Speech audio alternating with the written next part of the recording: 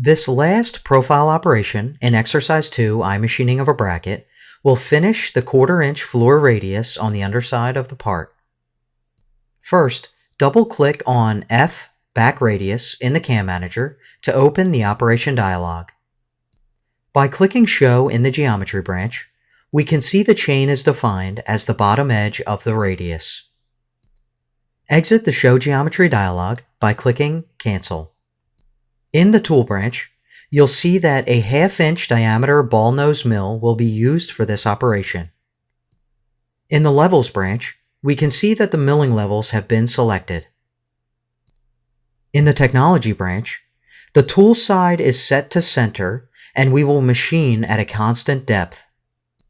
During simulation, we will see the 5 thou floor offset is left after the roughing pass and then removed with a single finishing pass.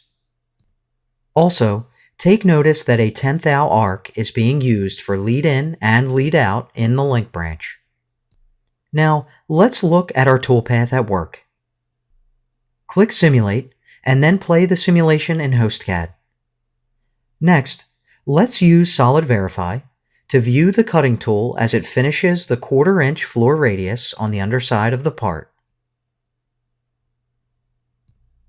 And this concludes the Getting Started with iMachining session called Exercise 2, iMachining of a Bracket.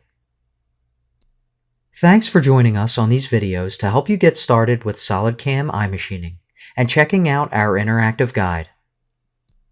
For more great SolidCAM Professor videos, visit the Professor tab at www.solidcam.com.